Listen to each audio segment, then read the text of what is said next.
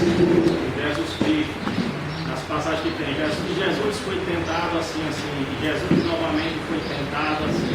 Se eu explicasse um pouco mais detalhado sobre esse. Eu vou aproveitar e vou dizer a você o seguinte, começando para passar o limpo. Todos aqueles que são narrados sobre Jesus, que foram milagres, os milagres de Jesus eram espirituais e não materiais. As questões de se dizer que ele, por exemplo, multiplicou os pães e os peixes, os cegos, tudo isso, quase os milagres de Jesus basicamente foram espirituais.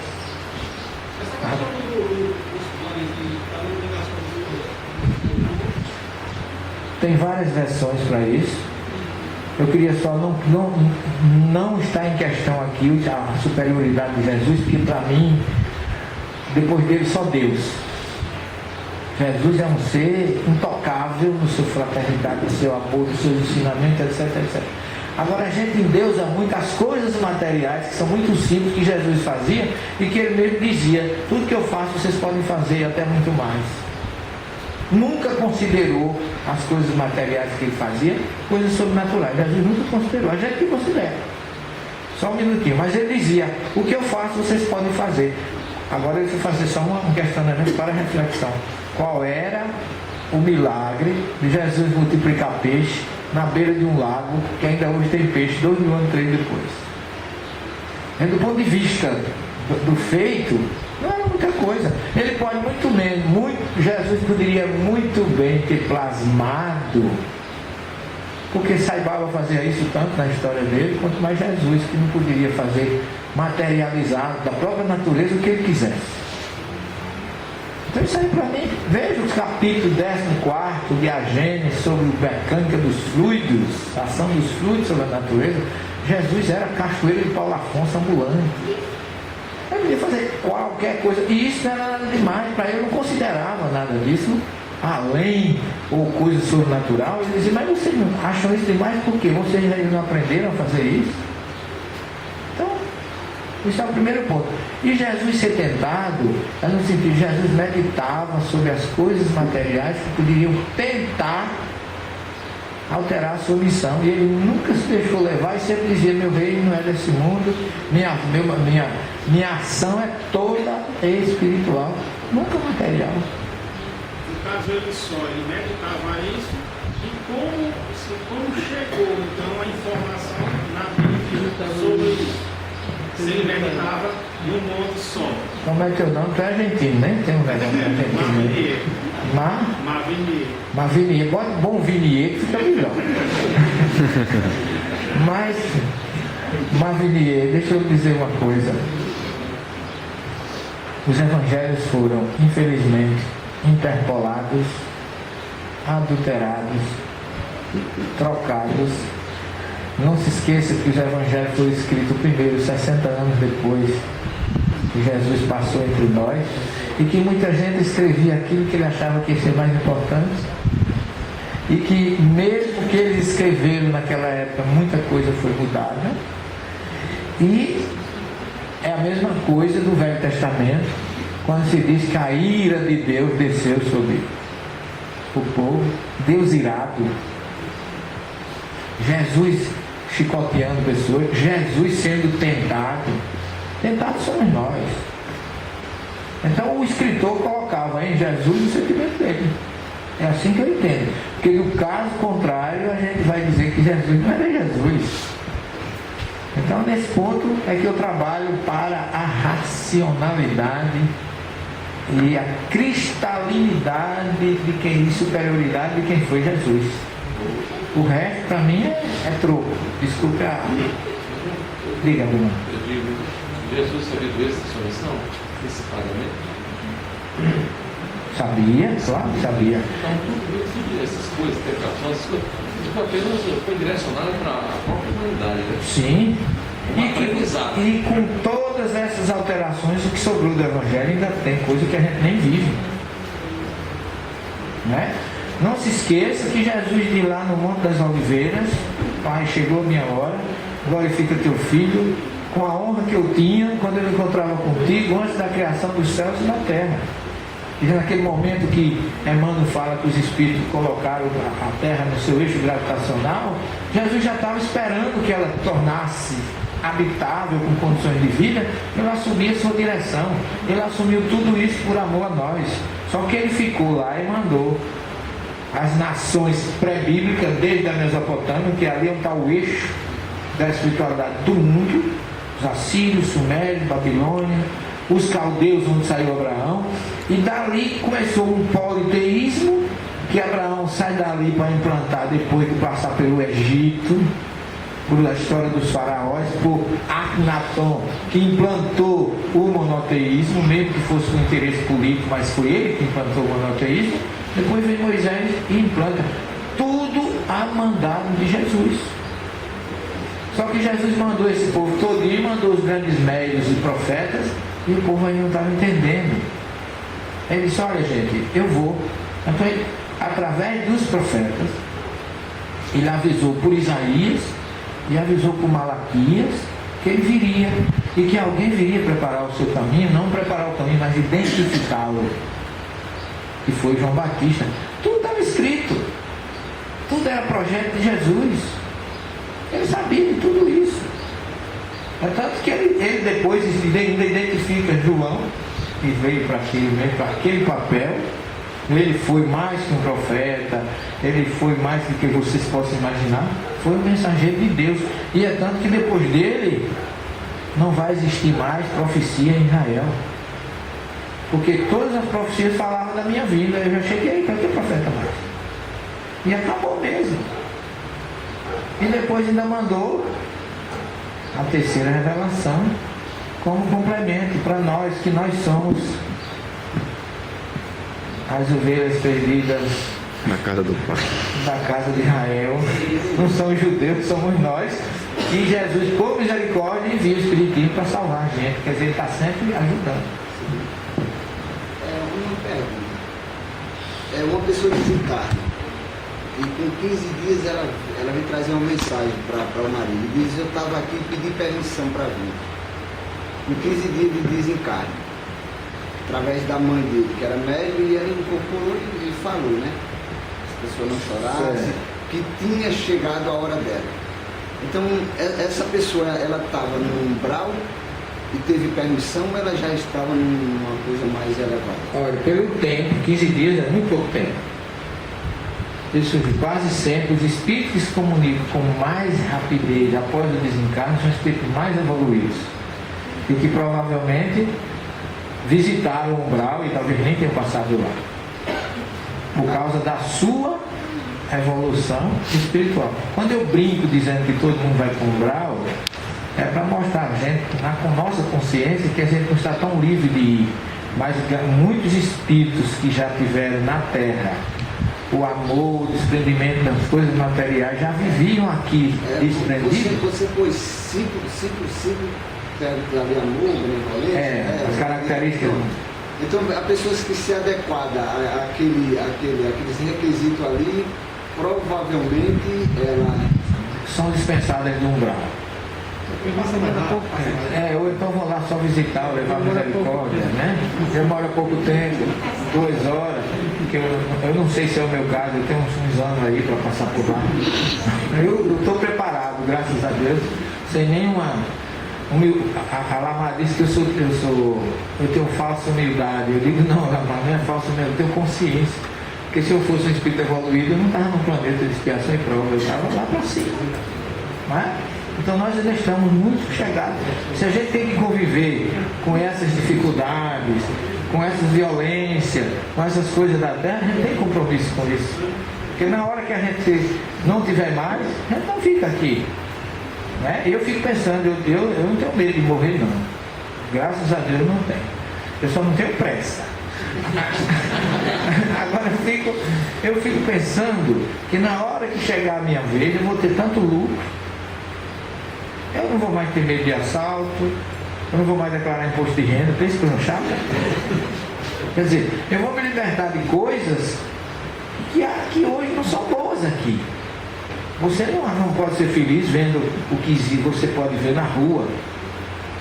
os desprezados, os desgarrados, a violência, pai de família sendo retirado abruptamente da vida, jovens se envolvendo com essa coisa que está aí agora, perdendo a sua juventude e a sua encarnação.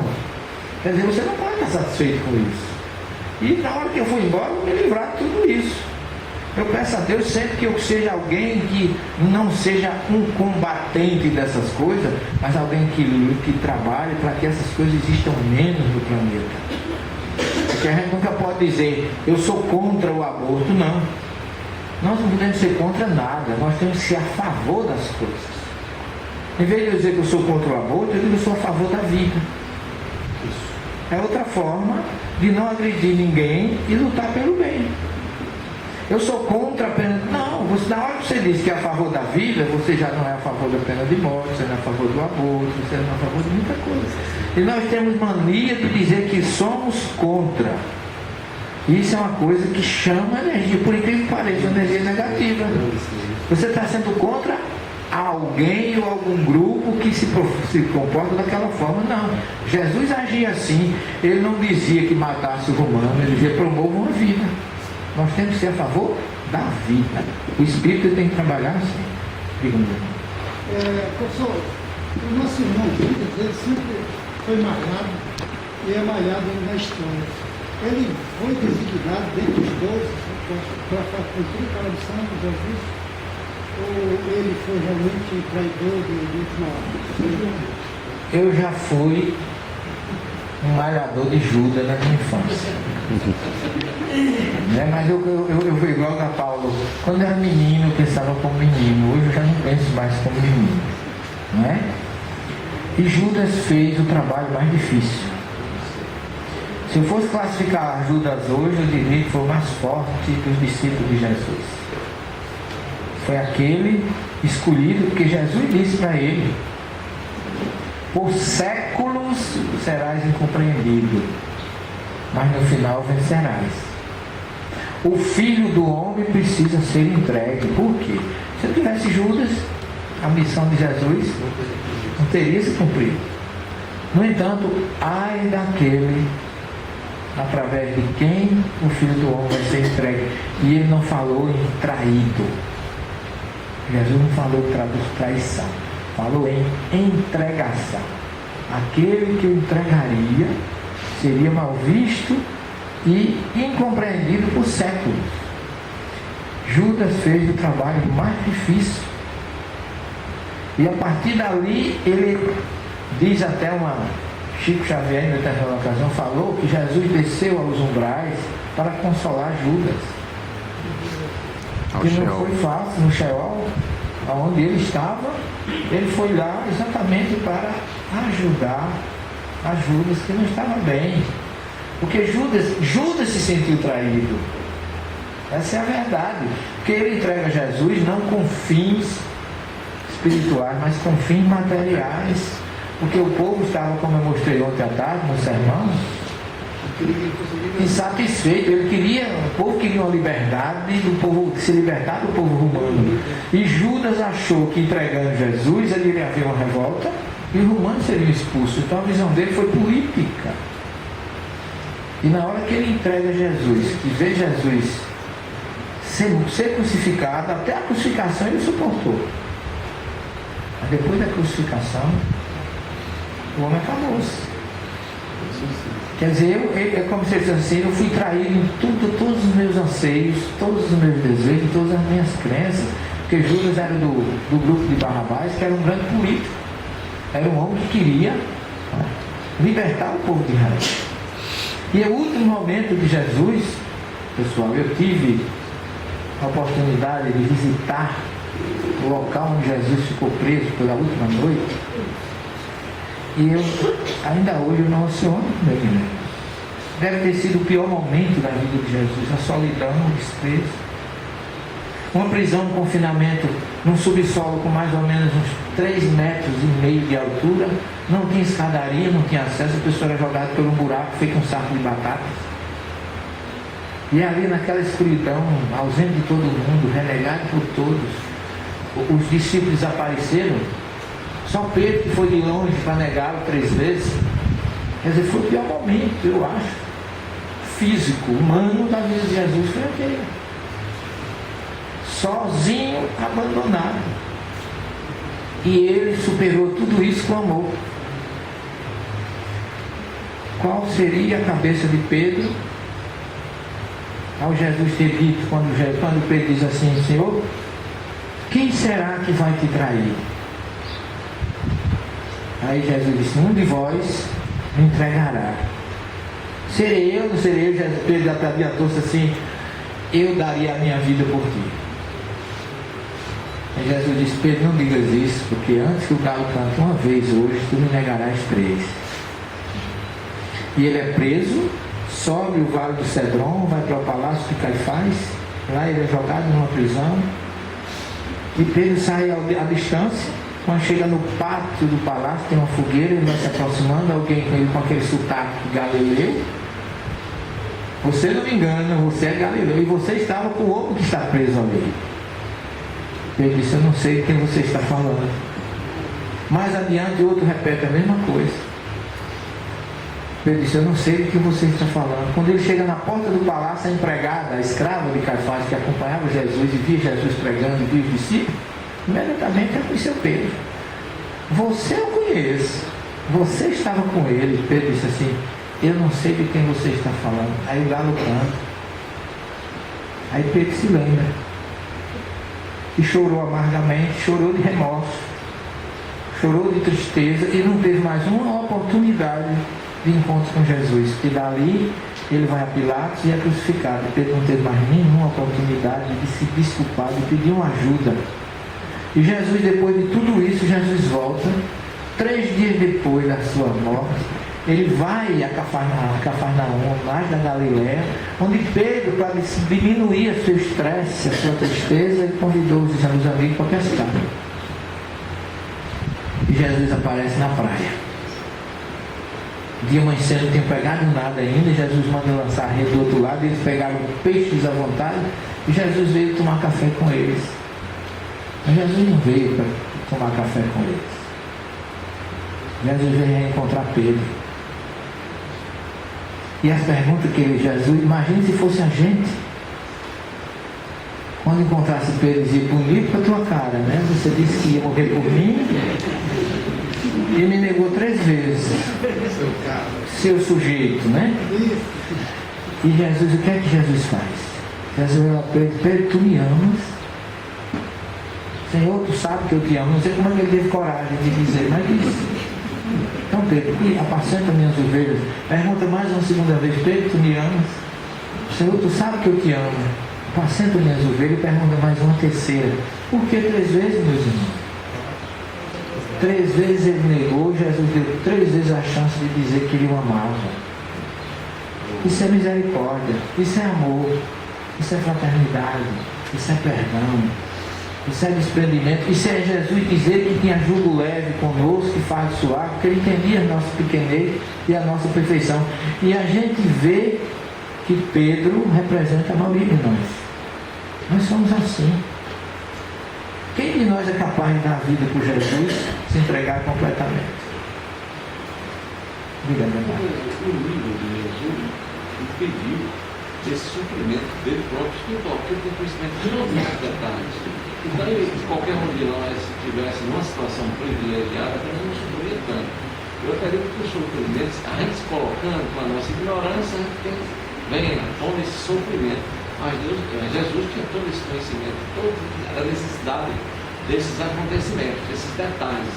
Então, o sofrimento que eu considero mais é material mesmo, né? De ser crucificado, aquelas dores, mas o espírito. Sim, ele estava acima de tudo aquilo, ele fazia parte da missão dele. Quando as pessoas sofrem, às vezes, porque se colocam na missão dele, eles sofreriam. Mas ele aproveitou aquele momento para deixar uma grande lição de amor para nós. Nosso tempo, infelizmente, estourou. Mas tem uma mulher ali com as 2 mãos levantadas. Diga-me.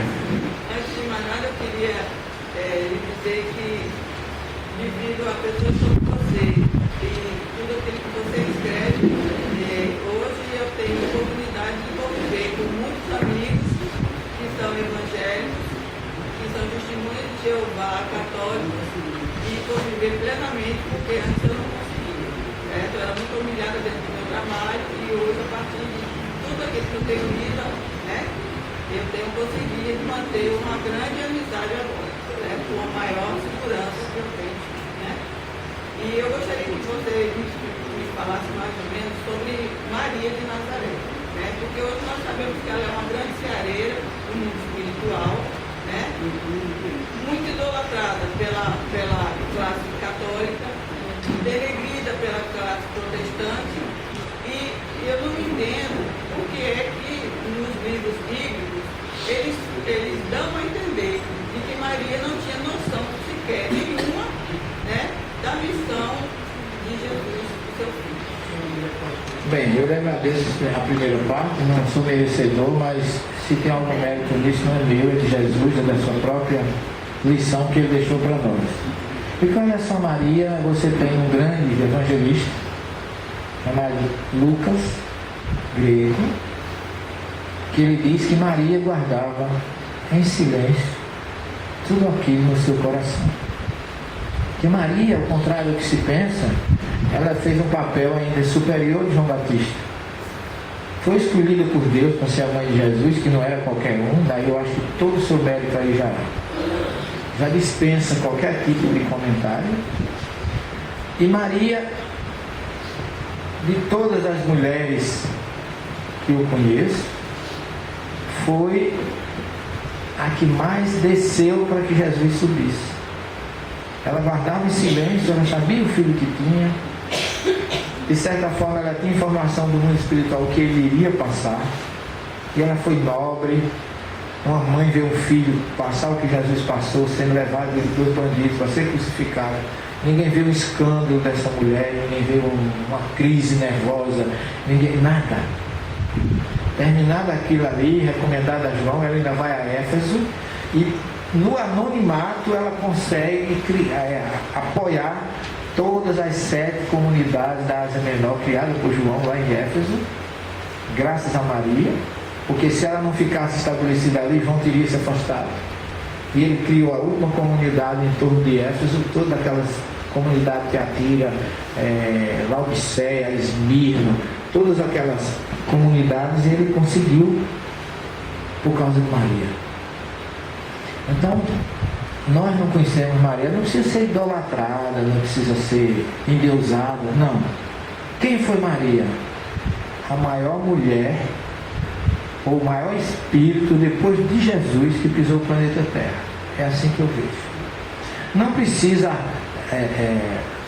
mesmo porque ela era mulher, com a questão patriarcal, ter diminuído o seu conteúdo, ter diminuído o seu prestígio, não precisa.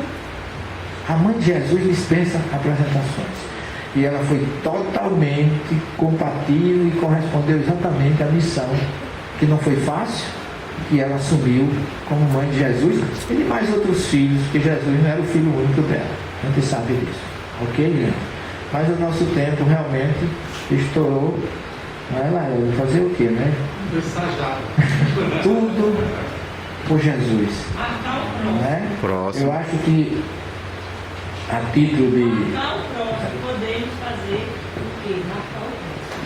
Muito obrigado pela parte que me toca.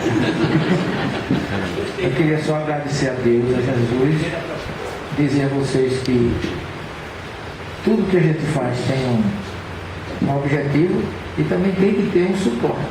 E agradecer a minha mulher que está aguentada aqui, mas sempre me acompanha, está sempre aí agendando os nossos compromissos. E que dizem os machistas que por trás de um grande homem tem sempre uma grande mulher. Bota o homem na frente e a mulher lá atrás. Eu não concordo. Eu concordo que ao lado de um grande homem sempre tem uma grande mulher. Né? E eu acho que ao meu lado tem duas. Tem minha esposa e teve a mãe dela, que por uma feliz coincidência da vida foi minha mãe em outra encarnação. E agora eu voltei e casei com a minha irmã, um caso de incesto permitido. Porque a reencarnação também permitiu isso. Vamos agradecer a Jesus, essa manhã maravilhosa. Vamos pedir a Ele que permaneça no coração de vocês, Programa de televisão, de rádio pra gente. Já avisei. Desculpa, eu tava comendo lá. Você estava com outros interesses. Meu Deus. E dizer a vocês que ponham um pouco de Jesus no coração. Que é só o que nos falta. Sentir, procurar imitar aquele amor incondicional, perdoar não 7 vezes, mas 70 vezes 7. A vida tem muitas coisas que a gente não pode deixar para amanhã.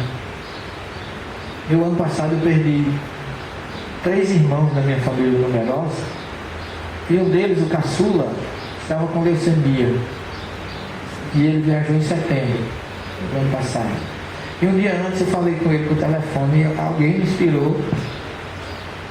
Ele me perguntou: meu irmão, não sei por que só eu tive essa doença. Eu disse que o seu mais querido e o mais amado.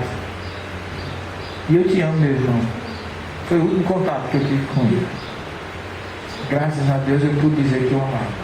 Então não deixem para amanhã de dizer que ama seu pai, sua mãe, seu cunhado, seu irmão, seu parente, que amanhã ou depois a gente, por uma questão de egoísmo, de orgulho, desperdiça um momento de reconciliação e de amor com a família, com as pessoas que a gente conhece.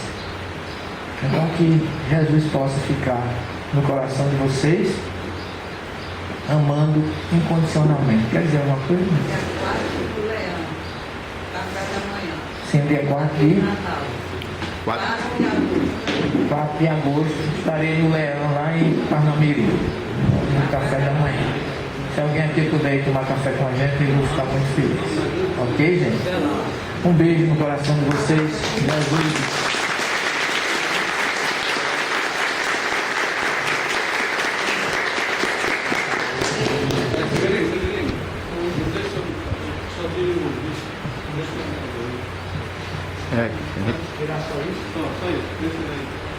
É que eu vou fazer para fazer a edição.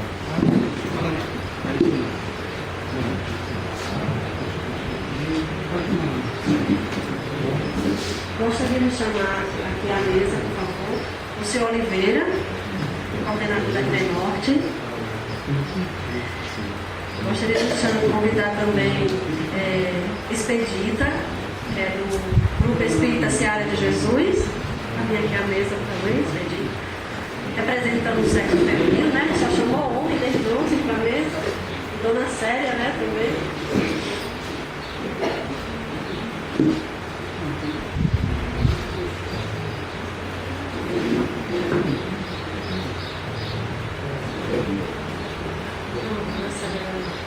Laelda está terminando de concluir ali uma apresentação que vai fazer.